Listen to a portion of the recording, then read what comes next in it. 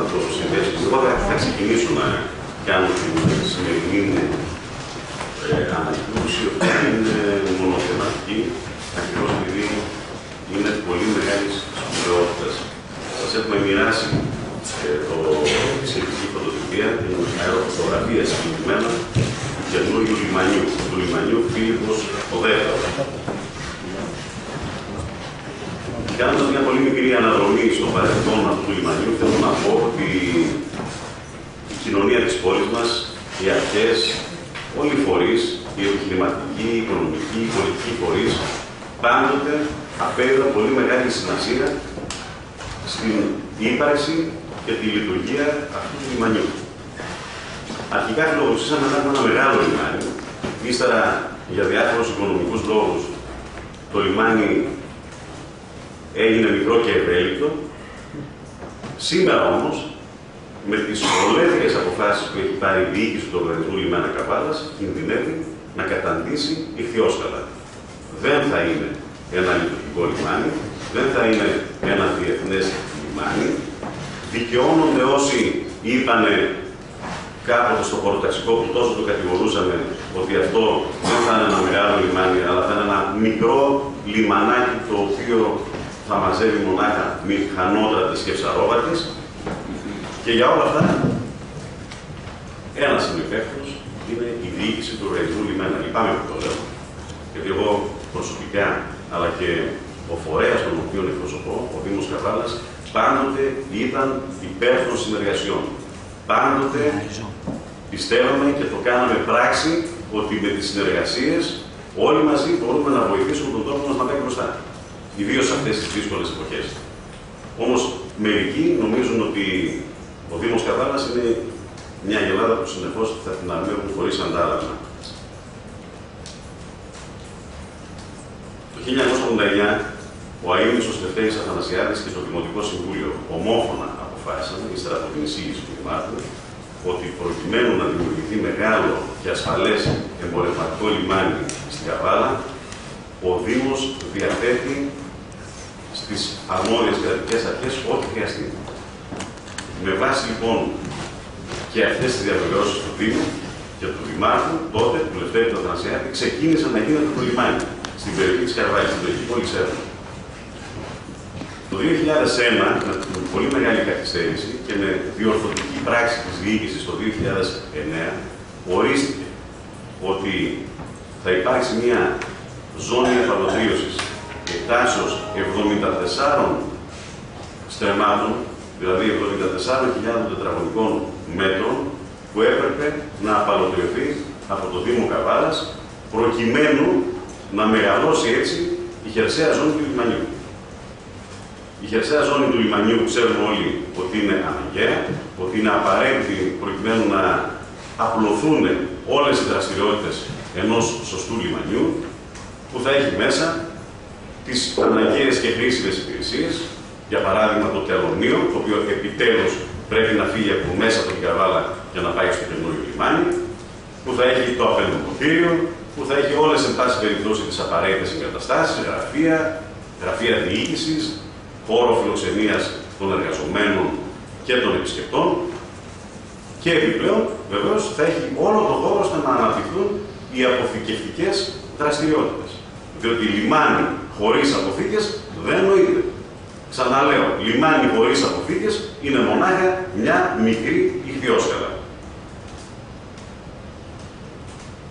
Εξαιτίας μιας απόφασης που βγήκε από το μονομελές πρωτοδικείο Καβάλα, σύμφωνα με την οποία επιδικάστηκε στην δημοφέλεια που ήταν ιδιοκτήτρια του συγκεκριμένου χώρου το ποσό του 1,5 εκατομμυρίου ευρώ, το οποίο εμείς προσωπικά δεσμευθήκαμε ότι θα διατεθεί για αναπτυξιακούς και κοινωνικούς σκοπούς, το συγκεκριμένο αυτό ποσό, για την καταπολέμηση της ανεργίας, αλλά και την καταπράηση των συνεπειών της φτώχειας και της ανέχειας των τελευταίων ετών.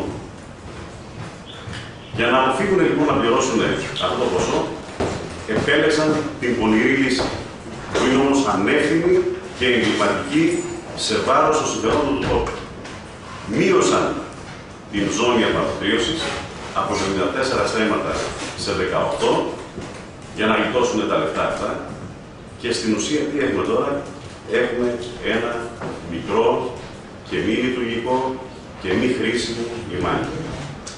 Εγώ καταγγέλω αυτή τη συμπεριφορά, η οποία μάλιστα έγινε πίσω από την πλάτη του Δήμου, χωρίς να ενημερωθεί κανένας. Γιατί πρέπει να σας πω και το εξής, ότι φυσικά την απόφαση του Διοικητικού Συμβουλίου του ΟΛΚ την γνώρισα, δεδομένου ότι εκεί είναι μέλος ο Τάσος Χατζηαναστασίου, που δεν είναι εκπρόσωπος του Δήμου, αλλά είναι ένας απλός πολίτης, ας το πούμε έτσι, με αυτή την ιδιότητα έχει διοριστεί μέλος της διοίκησης του ΟΛΚ, και όλοι οι άλλοι που είναι μέλη του Διοικητικού Συμβουλίου του ΟΛΚ δεν συμφώνησαν με την άποψη του Δήμου, αλλά συμφώνησαν με την άποψη των Golden Boys του Οργανισμού Λιμένα, που κάναν την καταστροφική τους δουλειά και στη συνέχεια έφυγαν από τον Οργανισμό Λιμένα και απευθύνονται προφανώς στον Διευθύνοντα Σύμβουλο. Τότε, Διευθύνοντα Σύμβουλο. Και ενώ πίστευα ότι είχα κάνει μια συμφωνία κυρίων με τον πρόεδρο του Οργανισμού Λιμένα να μην προχωρήσει τις σχετικές διαδικασίες, αυτός κρυφά, πίσω από την πλάτη μου, πίσω από την πλάτη του Δήμου, πίσω από την πλάτη των καβαλιωτών, προώθησε το αίτημα αυτό, και το αποτέλεσμα ήταν ότι πέρυσι τέτοια εποχή, ο τότε αναπληρωτής Υπουργός Εμπορικής Ναυτιλίας, ο Χάρης Μανδούκης, υπέγραψε υπουργική απόφαση σύμφωνα με την οποία η ζώνη της απαλωτρίωσης μειώνεται από 74 σε 18 στρέμματα και κατά συνέπεια το λιμανάκι μας είναι ένα λιμανάκι για πέταμα, που δεν ξεπερνάει σε έκταση τα 50 στρέμματα. Για να γίνει αντιληπτό τι ακριβώς εννοώ, συγκριτικά μπορώ να σας πω ότι σήμερα η Ιππιόσκαλα έχει περίπου 15 στρέμματα έκταση. Από την είσοδο μέχρι την άλλη άκρη. Καταλαβαίνετε λοιπόν σήμερα γιατί έγκλημα μιλάμε. Έξω από τη ζώνη της απαλωτρίωσης με την απόφαση του Κουμπούκη βρίσκεται το κτίριο του Τελωνίου. Βρίσκονται όλα τα κτίρια που έχουν σχεδιάσει να κατασκευαστούν στον χώρο του λιμανιού. Βρίσκεται ο δρόμος. Εδώ τώρα στη φωτοτυπία, στη φωτογραφία που σας δείχνουμε, αυτό που είναι άσπρο, η άσπρη γραμμή, είναι ο δρόμος. Είναι το οδικό δίκτυο του λιμανιού. Αυτό που είναι με κόκκινο χρώμα, η γραμμή που είναι με κόκκινο χρώμα, είναι η παλιά χερσαία ζώνη του λιμανιού, και βλέπετε την τομή με την μπλε γραμμή, η οποία δείχνει την καινούρια χερσαία ζώνη του λιμανιού, μαζί με τα κρυπηδώματα και όλα τα σχετικά. Από την πάνω πλευρά, προς το λόφο του Εσκίκαπου, είναι η ζώνη η οποία επιστρέφεται δίθεν στο Δήμο Καβάλας.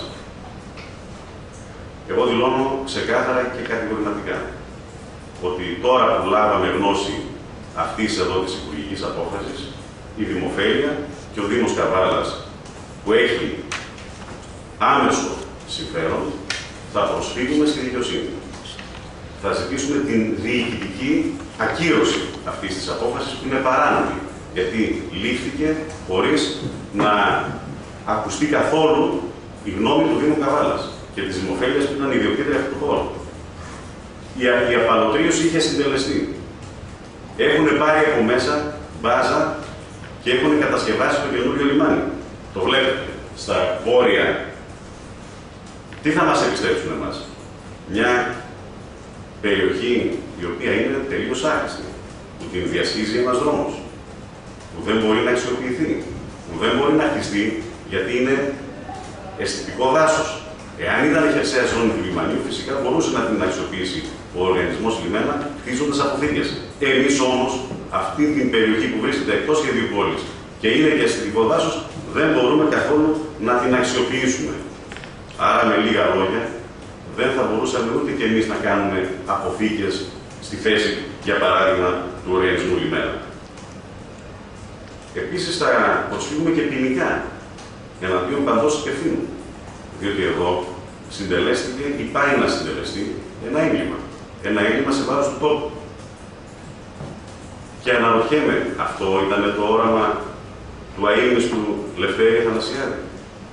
Αυτό ήταν το όραμα του αείμνηστου Απόστολου Μαρτύρη? Αυτό ήταν το όνειρο γενεών ολόκληρων πολιτικών και επιχειρηματιών της πόλης μας και όλης της περιοχής για ένα καινούριο και μεγάλο και αποτελεσματικό και λειτουργικό λιμάνι? Και αναρωτιέμαι επίσης, πώς θα συνδέεται το λιμάνι οδικά και σιδηροδρομικά όταν όλα είναι έξω και σε ζώνη? Πώς θα συνδεθεί, με ποιο τρένο θα συνδεθεί?